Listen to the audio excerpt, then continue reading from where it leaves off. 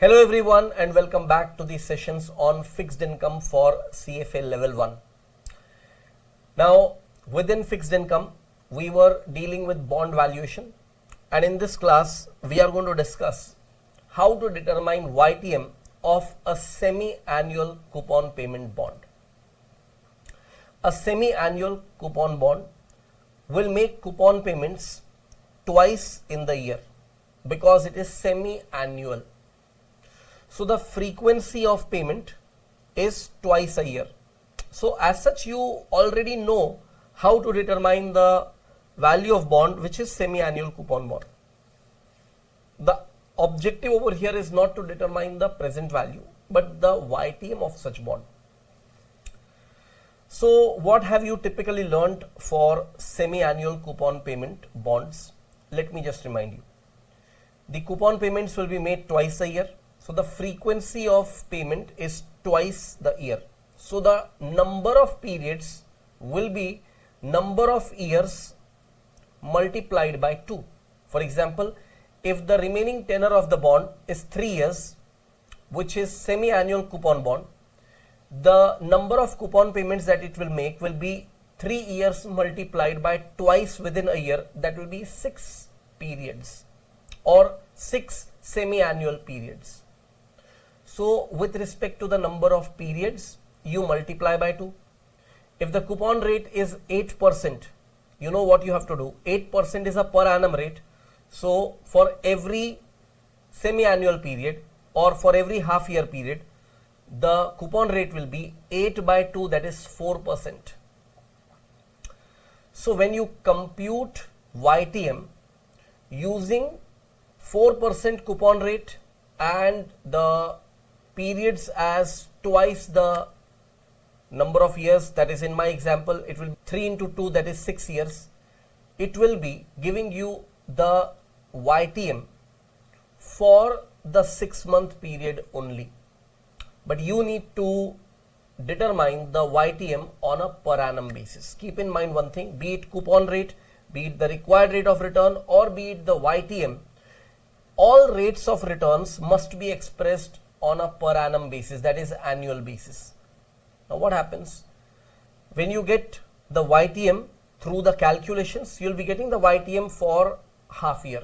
We want the YTM to be expressed on a per annum basis. So one thing could be that you multiply that by 2 and mention that as compounded semi-annually. On the other side, you apply the concept of annualized return and work out the annualized YTM, which will be a better approach. So what I'll do is, I'll just give you some important notes over here. You note down those things and the real concept will be completely clear only when you are taking calculative examples. So let us do the notes writing part first. Under the heading YTM of a semi-annual coupon bond, please write, to determine the annual YTM from the semi-annual YTM, we need to annualize the semi-annual YTM.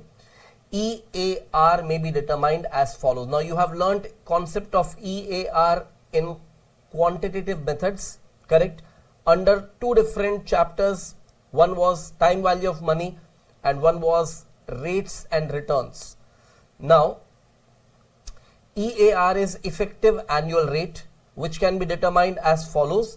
You can take 1 plus the periodic rate, which will be the half yearly YTM, raised to M minus 1. Now what is M over here? M is the frequency of payments made within the period or within 1 year, I would say. The periodic rate being the half yearly rate, the number of half years within 1 year will be 2. So M will be 2 when it is semi-annual coupon bond. M will be 4 if it is a quarterly coupon bond, correct? M will be 12 if the coupon payments are made on monthly basis. So M will be the frequency of payment within a year. So you may please write M will be the number of compounding periods per year. Now for annualizing semi-annual YTM, M will be definitely considered as 2. Alright friends, once you have completed writing this whole thing, let us move ahead and take up examples to clarify this. Till earlier class we have taken 6 examples, so we begin with example number 7. It says consider the following information about a semi-annual coupon bond. Face value $1,000, annual coupon rate 8%, maturity 5 years, current market price of the bond is $980. Determine the YTM of the bond.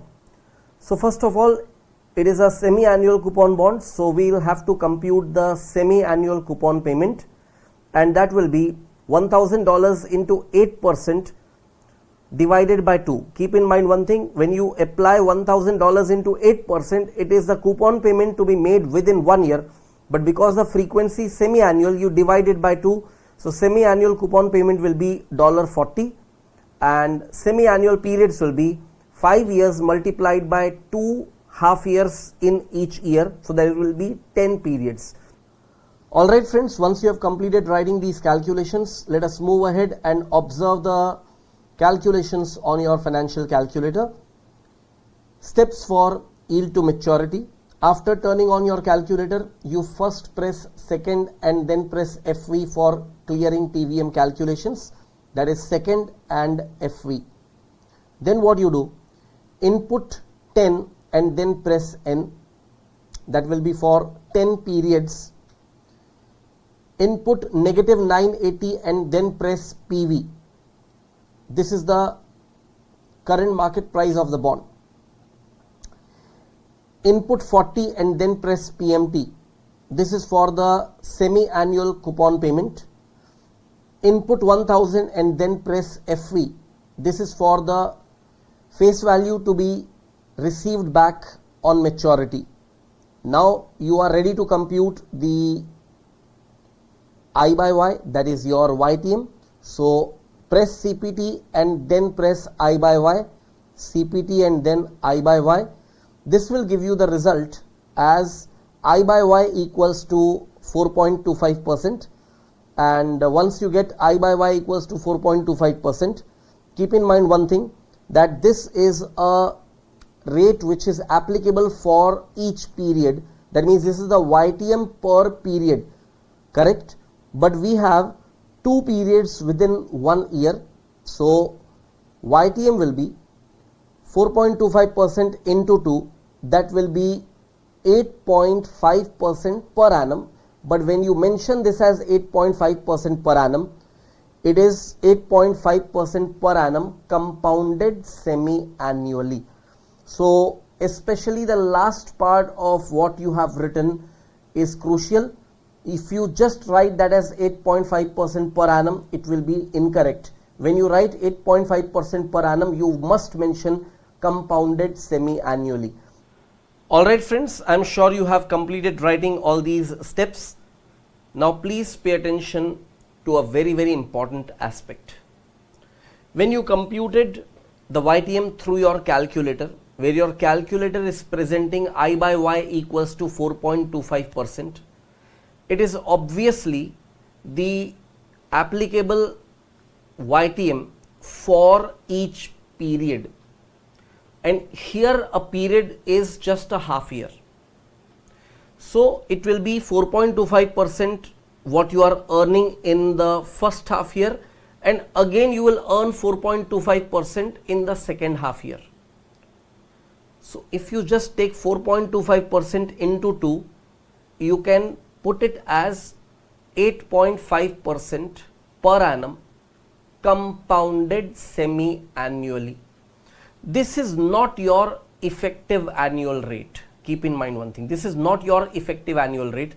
This is a stated annual rate. If you can recollect, in quantitative methods, we have learned all these basic things in finance, that stated annual rate can be given along with the frequency of compounding, but effective annual rate explains to you overall in a year how much you have earned, and therefore YTM, which is generally expressed as the yearly return, you must express it as effective annual rate, not as a stated annual rate.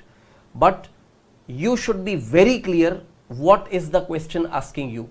If the question is asking you stated annual YTM, then you have to express the answer as 8.5% per annum compounded semi-annually.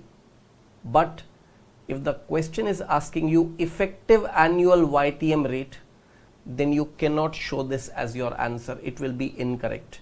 So what I'll do is I'll show you what will be the appropriate way of presenting the later part of the solution. So in your solution further, you will write that 8.5% per annum as annual YTM will not be considered appropriate because it will ignore the compounding effect.